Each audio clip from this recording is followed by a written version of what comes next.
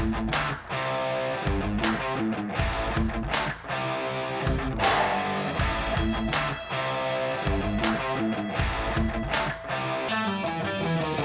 everyone, welcome to my channel and welcome back to another brand new episode. Today we're gonna create this stunning poster. It looks very complex, but we're gonna design this entire poster using a simple prompt. As we're gonna dive deep into Nano Banana, and also I'm going to give away a brand new LUT. So if you guys are new to this channel and if you haven't subscribed my channel yet, then please do subscribe. And there are tons, yes, there are a lot to cover. So without any further ado, let's dive into the video.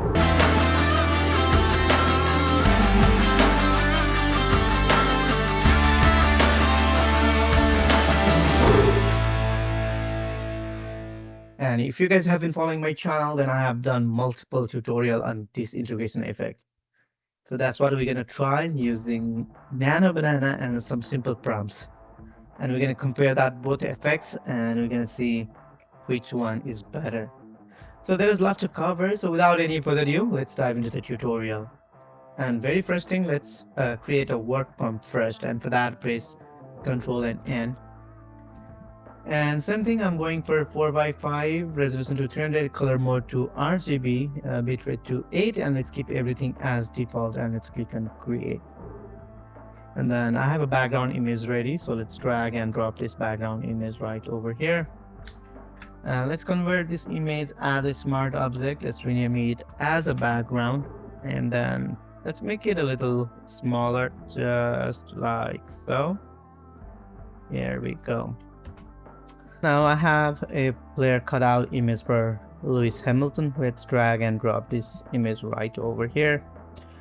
Let's convert it as a smart object.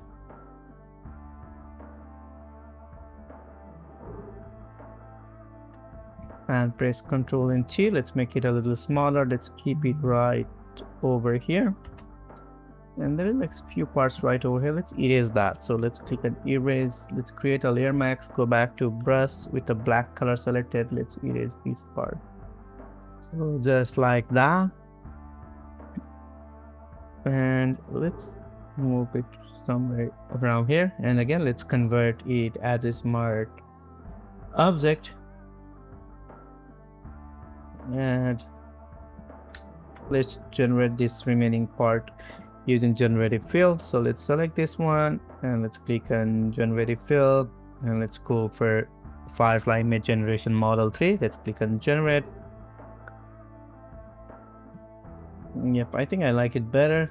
So for the layer one, let's rename it as a player. And let's generate this side too. So let's make a selection, click on generate. Let's click on generate.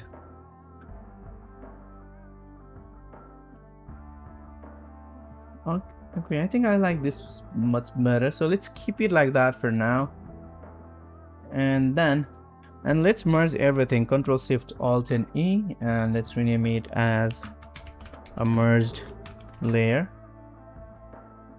So this is what we got. And now let's add a prompt. So like I said, we're gonna generate this integration effect.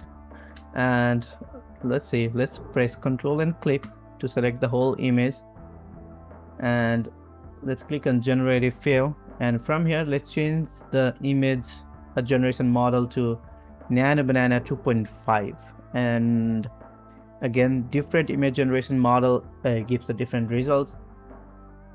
Let's press this prompt, and this is what I have written: create a dramatic cinematic shatter and disintegration effect on the subject's body where parts of the figure are breaking apart into fine particles, dust, and sharp glasses like fragment. So yep, and let's click on generate. So if you want to get this exact prompt, please check on the description list below, and let's click on generate. This is what I got, and I think I like it. It's nice. It's like that. Let's make a one more copy, Control J, and let's convert this as a smart object, and I'll say it's a Nano Banana 2.5.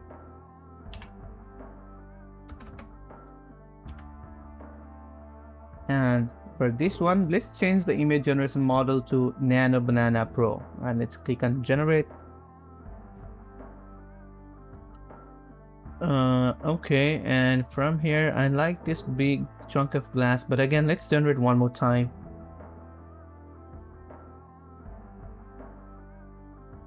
Okay, yeah, I like those big static glass from here.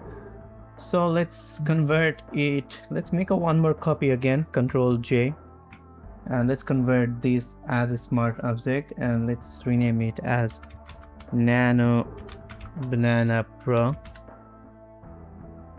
And let's try using Firefly image generation tree, and let's click on generate. So with the same prompt, a different image generation model gives different result. So let's see which one is better. See, this one is completely different. So let's delete that one. So like I said, from here, I like to keep those big chunks. So let's create a layer mask. Again, let's fill it with black color. Go back to brush. And with the white color selected, let's reveal some of these parts from here. So this big chunk,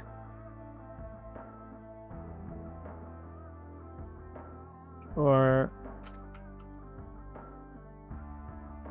I don't know, I think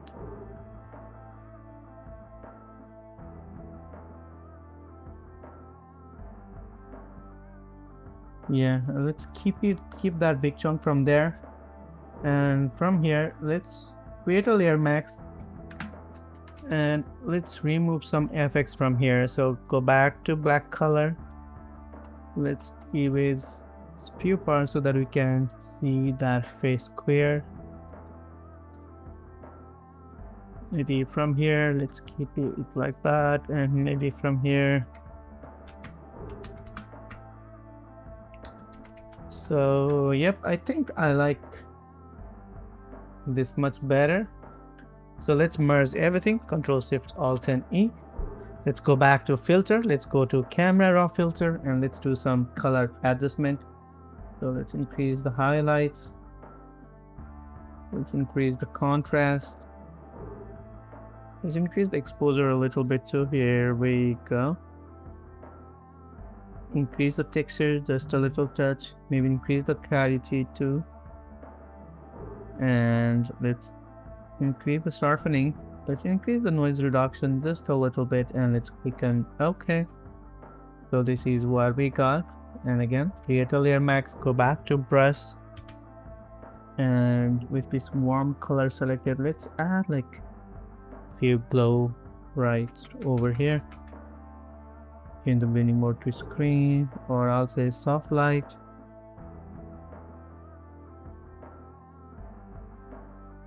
Yeah, let's keep it like overlay right over here. Here we go.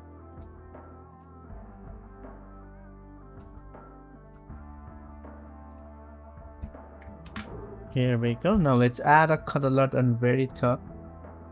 Go over here, add a lookup, and from here click on load. And I'm going to use Windy Cinetone cube file. So let's click on that one. And let's drop down the opacity a little bit, somewhere around here. And let's add a text.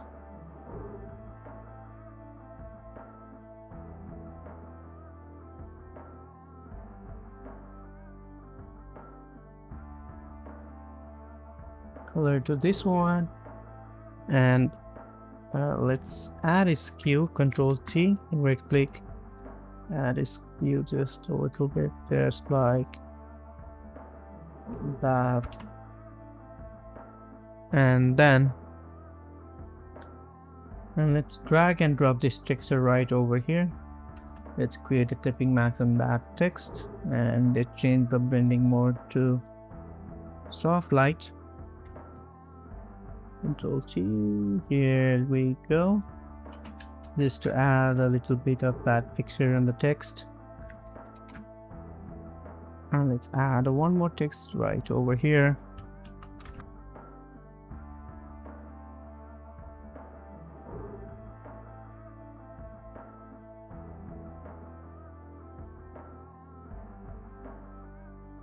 go. Now let's merge everything. Control Shift Alt and E. And I like to add a little bit of motion blur. So let's go over here, add a blur, and let's add some motion blur. So here we go, and create a layer max. Again, go back to brush, and again go back to layer max. Let's fill this layer max with black color. Go back to brush, and with the white color selected, let's get back that motion blur right over here.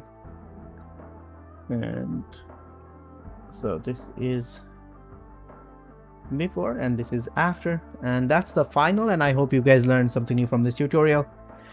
And again, if you want to get this prompt, please check in the description box below. And again, on the next tutorial, I'll be back with another brand new banger. So till then, you guys take care, be safe, and be creative. Bye bye.